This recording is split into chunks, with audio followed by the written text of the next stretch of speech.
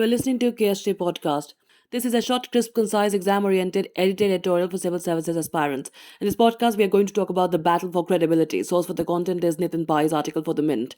Recently, financial industry regulators in Europe and the United States alerted banks to tighten their cybersecurity by Russia-linked hackers. Going by Russia's actions against Estonia, Georgia, and Ukraine over the past 15 years, there are grounds to expect cyber attacks during an escalating political crisis or ahead of a Russian military operation. While it is prudent for Western governments to warn financial institutions to raise their guard, it is unclear if Russia will launch offensive cyber operations against the US, Britain, and the European Union. It is one thing to harass weaker countries, but quite another to attack equally powerful or superior cyber powers.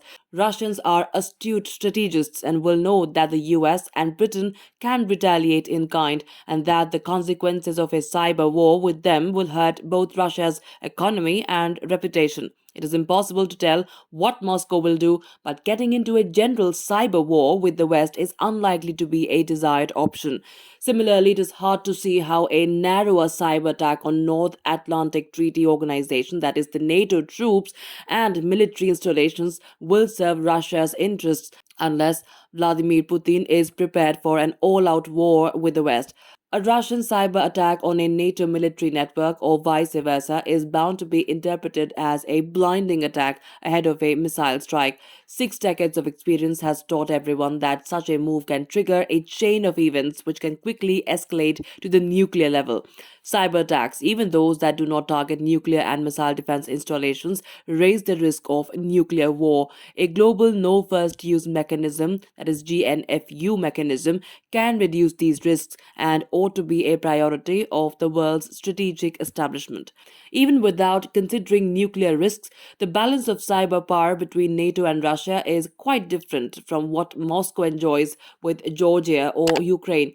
Russia can expect severe damage to its own military networks. It will also have to deal with the risk that a major cyber setback, whichever the side that were to suffer it, might invite a military response that would otherwise have been avoidable.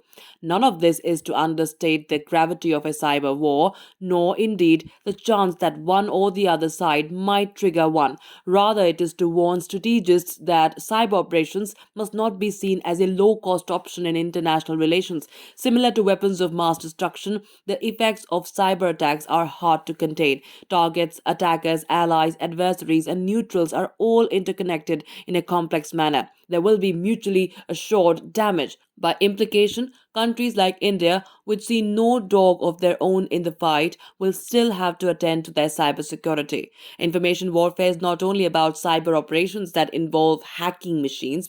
At another level, it involves information operations or the hacking of minds. If cyber operations have thus far been limited, information operations have been in full flow from all sides. Russia is certainly very advanced in instrumentalizing information for strategic purposes. Far from asserting superiority, though, it is only challenging the West's long-standing narrative dominance. However advanced its internet-powered information operations, it is fighting 3 centuries of the spread of power, of ideas, of individual liberty, democracy, and free markets. Moscow is trying to compensate for its grand epistemological weakness by using the media to influence contextual perceptions, political views, elections, and historical narratives. Yet, Russia's recourse to military power demonstrates the failure of its information operations in Ukraine. Moreover, the US and Britain have been quite successful in shaping contextual perceptions. Russian military movements were exposed months ago, eliminating the elements of surprise and jolting EU countries from complacency. The exposure of alleged Russian plans for a regime change in Kiev and false flag attacks as a pretext for invasion preempted Moscow's moves. Even if these are bluffs, they work. Russia cannot use these options without confirming Western allegations.